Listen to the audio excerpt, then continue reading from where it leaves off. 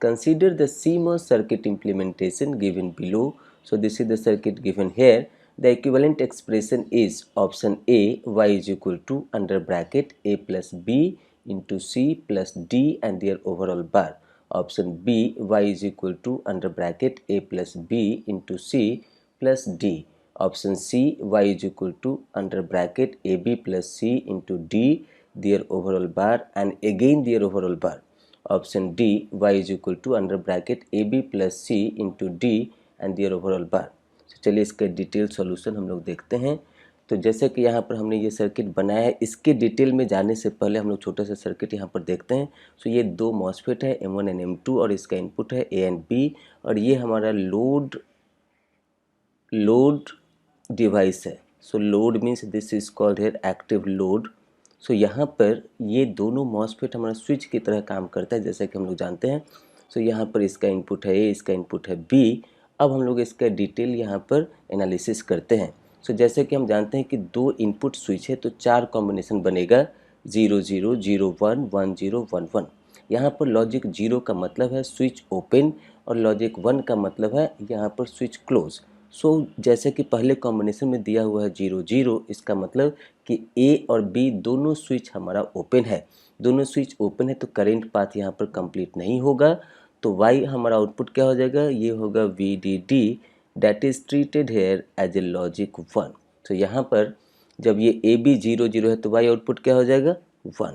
अब अगर हम लोग इनपुट देते हैं 0 1, इसका मतलब है कि स्विच A हमारा ओपन है और B क्लोज है, तब भी यहाँ पर करंट का पाथ कंप्लीट नहीं हो रहा है और आउटपुट में क्या मिलेगा VDD. So that is treated as logic 1 and we can write it here as a 1. फिर हमारा तीसरा कॉम्बिनेशन है 1 0. सो यहाँ पर 1 0 में इसका मतलब क्या है कि A स्विच हमारा क्लोज है और B स्विच हमारा ओपन है. तो यहाँ पर भी इंडिकेट करता है कि करंट का पाथ कंप्लीट नहीं हो रहा है. तो इसीलिए इसका भी आउटपुट क्या हो जाएगा VDD. So that is treated as logic 1. अब यहाँ पर दोनों हमारा 1 1 है तो इससे क्या मिलता है. सो जब दोनों 1 1 है इसका मतलब कि दोनों स्विच हमारा क्लोज है और दोनों स्विच जब क्लोज है तो इसका मतलब क्या, ये पाथ हमारा शॉर्टेड है, करंट के लिए पाथ हमारा कंप्लीट हो रहा है.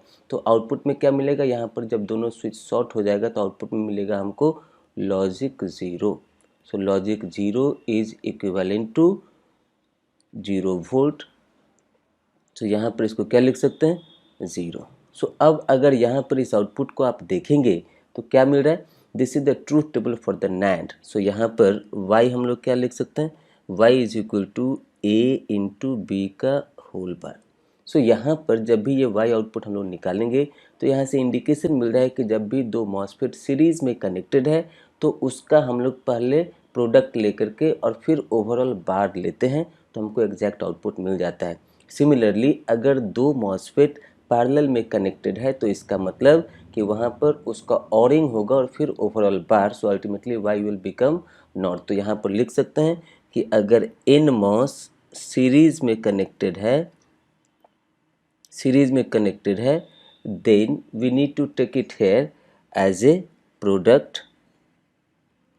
And their overall bar. Similarly अगर हमारा p मॉस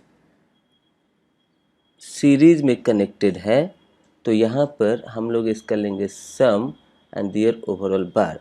सिमिलरली हम लोग यहाँ पर लिख सकते हैं कि n मॉस अगर पैरेलल में कनेक्टेड है तो यहाँ पर क्या लेंगे sum and their overall bar. Similarly अगर p मॉस हमारा पैरेलल में कनेक्टेड है तो क्या लेंगे, हम लोग यहाँ पर लेंगे product and their overall bar. So इसी लॉजिक को, ये 4 पॉइंट्स को अगर आप ध्यान में रखेंगे तो इसको आप आसानी से डेवलप कर सकते हैं. तो देखिए नीचे में हमारा NMOS का नेटवर्क दिया हुआ है और इसके इक्विवेलेंट PMOS नेटवर्क ऊपर में ड्रॉ होता है. तो जैसा कि हम लोग जानते हैं कि यहाँ पर ये जो NAND का हमारा आउटपुट मिला है वो कैसे मिला है, तो दोनों MOSFET NMOS हमारा सीरीज में है. अगर PMOS से सेम आउटपुट चाहिए तो यहाँ पर इसके इक्विवेलेंट दोनों MOSFET को पैरेलल में कनेक्ट करना पड़ेगा. मतलब कि दो PMOS को हमको पैरेलल में कनेक्ट करना पड़ेगा और उस कॉम्बिनेशन को इसके साथ कनेक्ट करना पड़ेगा तो आपको मिल जाएगा output Y for that NAND. So यहाँ पर भी ये नीचे का नेटवर्क दिया हुआ, this is for the N MOS network, तो इसका इक्विवेलेंट पी मॉस में क्या हो जाएगा, तो ए बी यहाँ पर सीरीज में है तो ए बी वहाँ पर पैरेलल में होगा, फिर सी यहाँ पर ए बी कॉम्बिनेशन के पैरेलल में है तो वो वहाँ पर सीरीज में होगा। तो इस तरीके से आप पी मॉस इक्विवेलेंट नेटवर्क भी बना सकते हैं, लेकिन हमें यहाँ पर आउटपुट लाना है तो इसके लिए उसकी ज़रूरत नहीं है, हम लोग यहाँ से इस लॉजिक को डेवलप कर सकते हैं। सो जैसे कि यहाँ पर दिया हुआ है कि ए और बी सीरीज़ में है तो क्या हम लोग लिख सकते हैं, हम यहाँ पर इस इंटरमीडिएट आउटपुट को मानते हैं P। So what I can write it here, P is equal to, ये दोनों हमारा A और B हमारा क्या है, सीरीज़ में है, तो क्या लेंगे A इंटू बी। अब उसके बाद ये कॉम्बिनेशन हमारा इसके साथ पैरेलल में है तो क्या वो लिखेंगे इसका ए बी प्लस सी।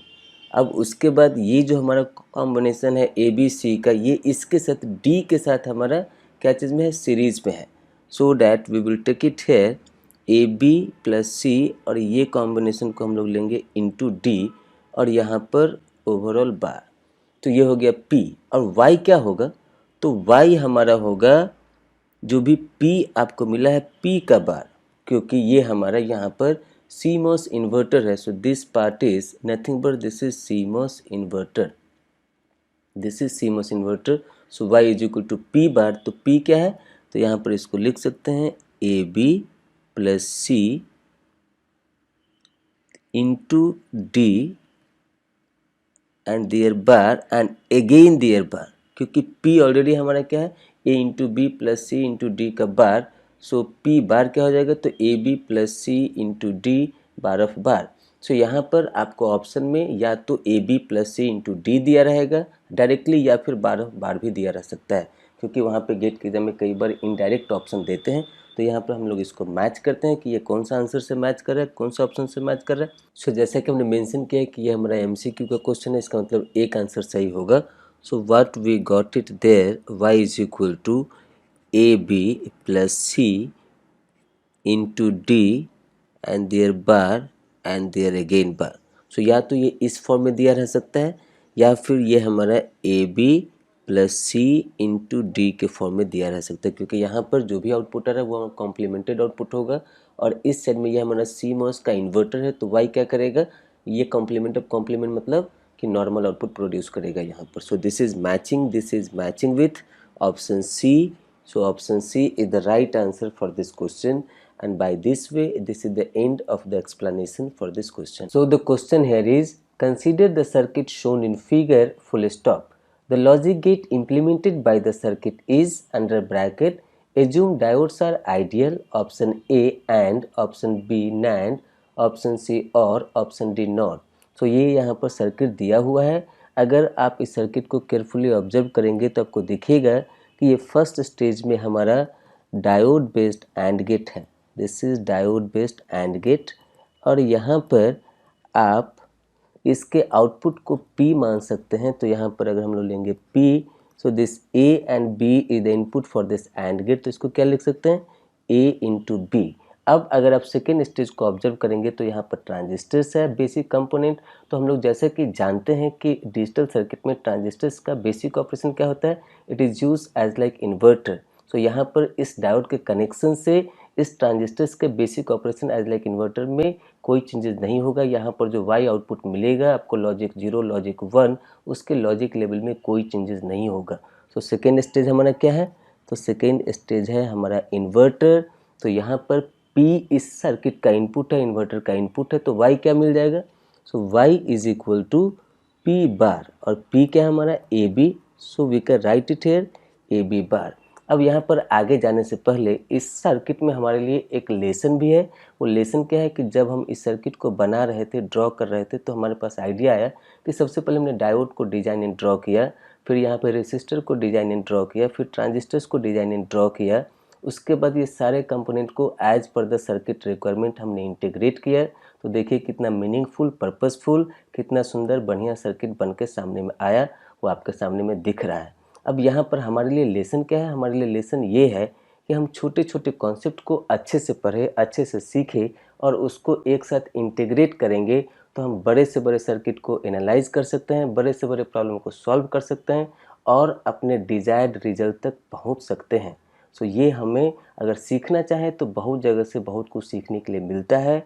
आप हर एक काम में कुछ ना कुछ लेसन ले सकते हैं। ये लेसन हमने यहाँ पर लिया कि इंटीग्रेट करके छोटे छोटे चीज़ों को बहुत बड़ा बनाया जा सकता है। तो आप अपने कॉन्सेप्ट को वेरी क्रिस्टल क्लियर अच्छे से पढ़िए, उसको इंटीग्रेट कीजिए, आप बड़े से बड़े प्रॉब्लम को सॉल्व कर सकते हैं, डिजायर्ड रिजल्ट तक पहुँच सकते हैं।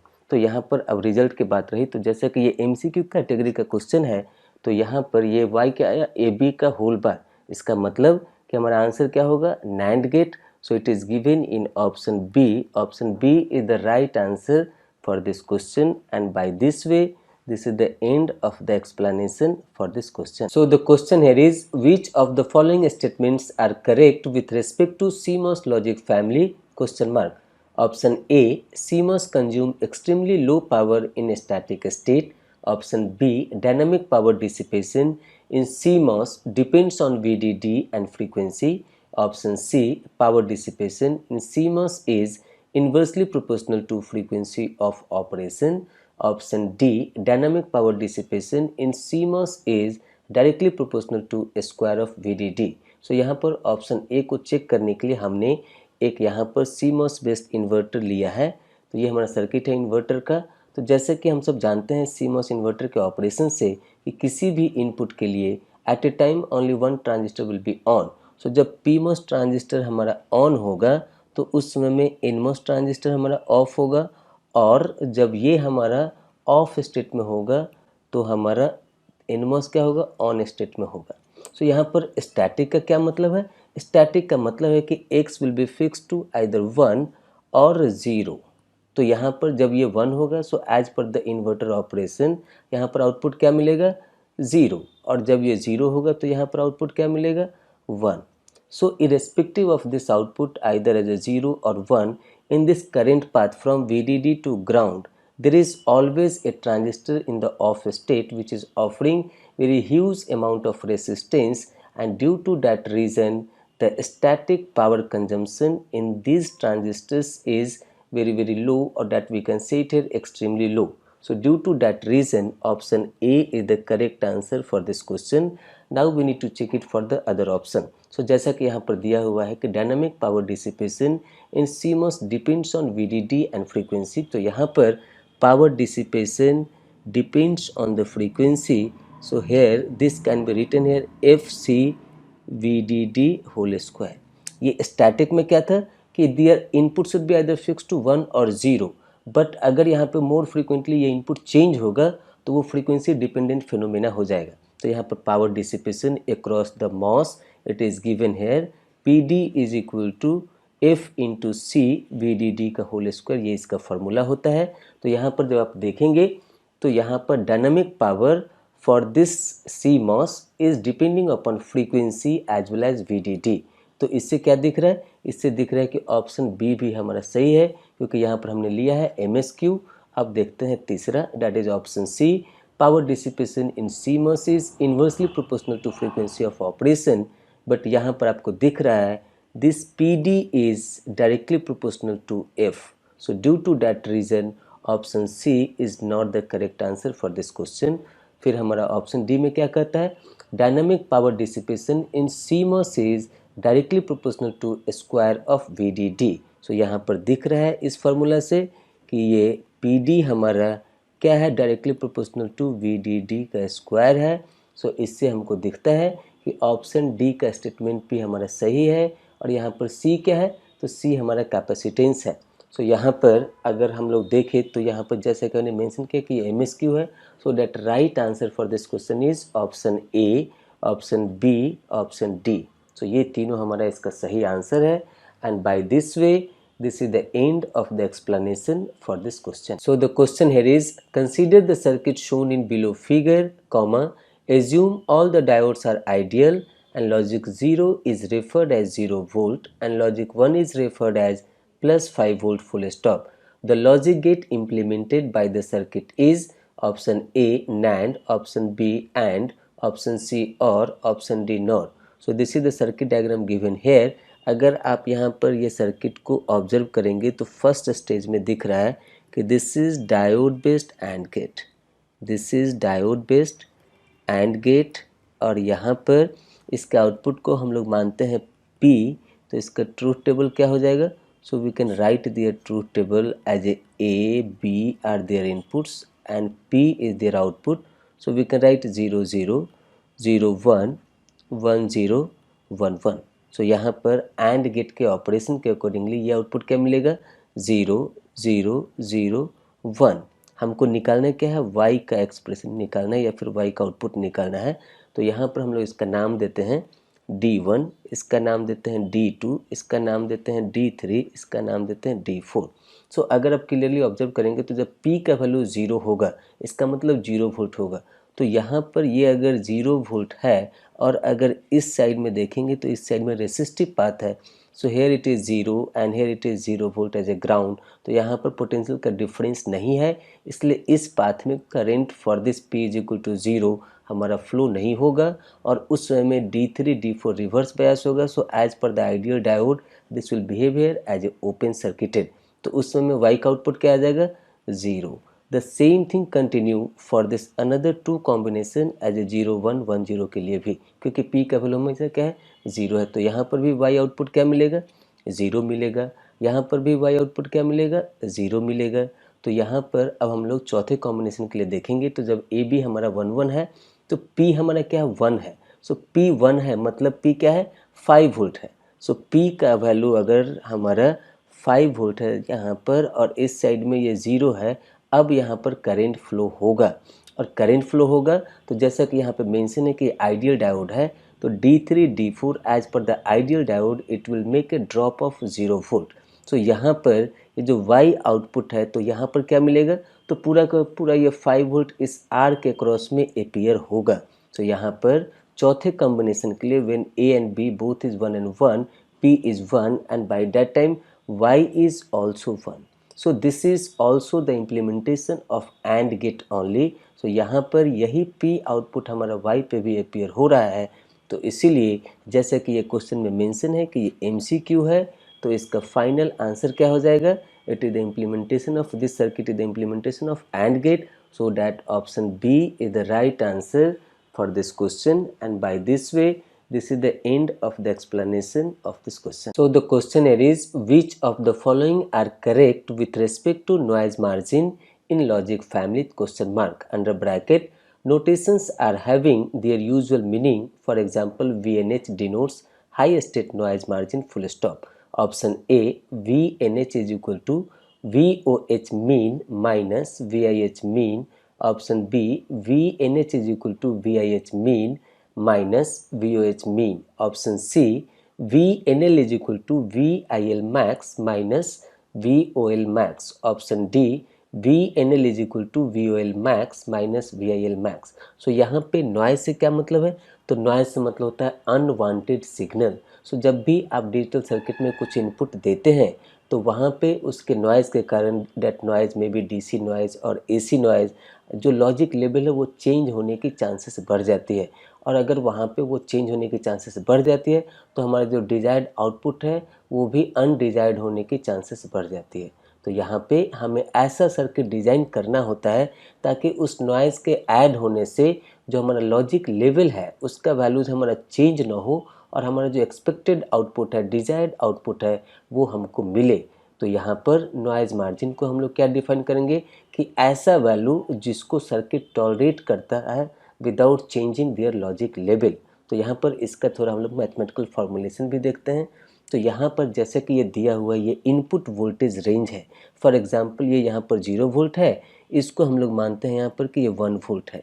सो 0 to 1 volt if it is referred here as a logic 0 for this input voltage range. अगर आउटपुट वोल्टेज रेंज में so due to that noise if it is reduce to 0.8 volt, so जो यहाँ पर maximum value 1 था for logic 0, तो उसको अगर हमने रिड्यूस करके 0.8 वोल्ट यहाँ पे लिख दिया, that is reducing due to the noise, तो भी यहाँ पर आउटपुट में ये लॉजिक 0 जो था इनपुट में, आउटपुट में भी ये लॉजिक 0 ही हमारा ट्रीट होगा. उसी तरीके से तो यहाँ पर ये जो डिफरेंस अमाउंट है VIL max minus VOL max, so यहाँ पर इस डिफरेंस अमाउंट को बोलते हैं नॉइज़ मार्जिन लॉजिक लो. तो यहाँ पर क्या हो जाएगा? 1 minus 0.8 volt, so that will become here 0.2 volt. वो हमारा यहाँ पर लॉजिक लेवल लो का नॉइज़ मार्जिन हो गया। सिमिलरली यहाँ पर अगर हम लोग इसको मानते हैं 3 वोल्ट, इसको मानते हैं 4 वोल्ट और इसको मानते हैं 5 वोल्ट। सो यहाँ पर जैसा कि दिया हुआ इस डायग्राम में कि इनपुट वोल्टेज रेंज में अगर 3 वोल्ट से 5 वोल्ट तक कुछ भी अगर वैल्यूज है तो वो लॉजिक 1 ट्रीट होगा। लेकिन due to the noise in this output side अगर ये 3 वोल्ट के बदले 4 वोल्ट से स्टार्ट हो तो यहाँ पर भी ये हमारा लॉजिक 1 ट्रीट होगा, क्योंकि यहाँ पर ये कितने को अवॉइड कर रहा है, तो यहाँ पर ये 3 है, ये 4 है, सो 1 वोल्ट को अवॉइड कर रहा है। यहाँ पर ये 1 वोल्ट को टॉलरेट कर रहा है। सो यहाँ पर logic level high, noise margin high will become here as a 1 volt. But अगर हम लोग ओवरऑल नॉइज़ मार्जिन की बात करें तो ओवरऑल नॉइज़ मार्जिन इन दोनों वैल्यू में VNH और VNL दोनों में जो लो होता है उसको हम लोग कंसीडर करते हैं। लेकिन यहाँ पर जैसा कि क्वेश्चन में पूछा हुआ है VNH and VNL separately, so we can formulate this and we can write here this VNH is equal to VOH mean minus VIH mean। और VNL के लिए हम लोग क्या लिख सकते हैं, तो VNL के लिए लिख सकते हैं VIL max minus VOL max. So ये दोनों को हम लोग यहाँ पे मैच करते हैं अपने ऑप्शन से। तो यहाँ पर अगर आप देखेंगे ऑप्शन ए में तो VNH is equal to VOH min minus VIH min. So ये हमारा नॉइज़ मार्जिन हाई के लिए मैच कर रहा है। और उसके बाद नॉइज़ मार्जिन लो के लिए VNL is equal to VIL max minus VOL max match कर रहा है। सो यहाँ पर जैसा कि हमने मेंशन किया है कि ये MSQ क्वेश्चन है, तो इस तरीके से option A and C, both the options are matching for this question, and that is the final answer for this question. By this way, this is the end of the explanation for this question.